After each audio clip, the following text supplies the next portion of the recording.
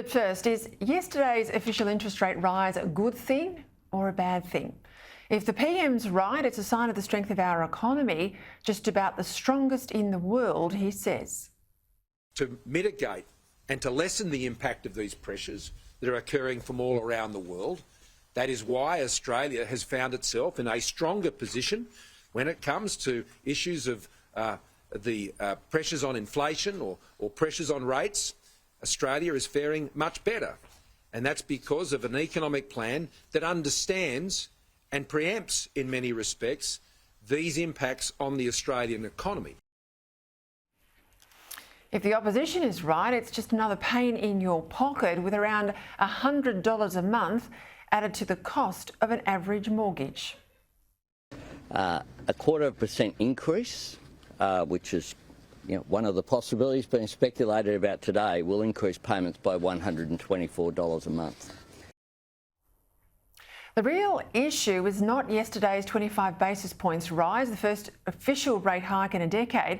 In fact, in strict economic terms, rates have been artificially low for far too long, penalising savers, particularly retirees, and encouraging a lot of us to borrow too much and to bid up asset prices. Now, the real issue is inflation, which the Reserve Bank now expects to hit 6% this year. Inflation at that level does mean that wages will struggle to keep up with prices, and home loan interest rates will certainly rise to well above the 2 to 3% that most borrowers have been able to get in the past few years. A 3 percentage point rise in a variable home loan rate, for instance, would add around $15,000 a year to an average $500,000 mortgage. That's more than $1,000 a month. For borrowers, pain is coming, no doubt about that. But not that it's the government's fault, that inflation's now surging back, it's happening right around the world, and it's a function of a pandemic-driven disruption to supply chains, economic decoupling from China, a good thing longer term, and the fuel price spike of the Ukraine war, at least as much as it's government overcompensating with heavy spending on COVID. Our government arguably handled the pandemic as well as anyone and better than many. My argument with the government is less about its day-to-day stewardship of the economy than its neglect of almost everything else during the pandemic, including spending discipline. Now, true to form, Labor is blaming the coming cost of living squeeze on the government, even though it would almost certainly be worse with Labor in charge. Here's Labor's would-be Treasurer Jim Chalmers today. Why would Australian families want to stay that course?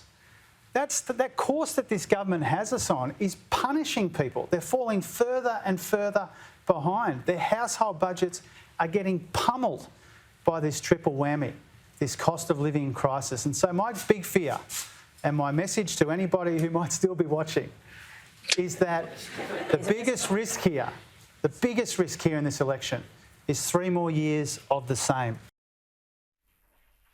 Labor is banking on voters' tendency to want to blame someone when things go wrong, and Labor are absolutely shameless about making everything the government's fault, whether that sees interest rate rises or China's deal with the Solomon Islands. And as critical as I am about the government's lack of big policy in this campaign, plenty of big spending, but not enough for me in terms of policy reform, I'm alive to the fact that Labor would be worse, and instinctively, I reckon the more ominous times ahead might be actually better in this election campaign for the government than the opposition. A return to more normal rates of interest would mean the end of modern monetary theory. It's a fantasy that government can spend endlessly by borrowing almost for free from the Reserve Bank. So who would you trust to keep a tighter rein on government spending? The Coalition, which had finally brought the budget back to some sort of balance before the pandemic hit, or the Labor Party, which only months after they were last in office, after they last won, blew the hard work of the Howard government and racked up billions of dollars in debt once again. Who do you reckon's better placed to manage the economic difficulties ahead? An experienced Prime Minister who was previously a Treasurer, and a Treasurer who's competently handled the pandemic, or an unknown opposition leader who's never had an economic portfolio And that bloke you saw before, the Shadow Treasurer, whose main claim to fame is he was a Chief of Staff to Wayne Swan. Labor thinks events are breaking its way. Have a look at its social media. It's pretty cocky there this afternoon. I'm not so sure. I think yesterday's RBA decision might just get people to focus on proven competence versus personal character. For me, it's very hard to think that the best person placed to manage this interest rate rise and the economic choppy water ahead is the very same bloke who didn't know what the interest rate was a couple of weeks ago.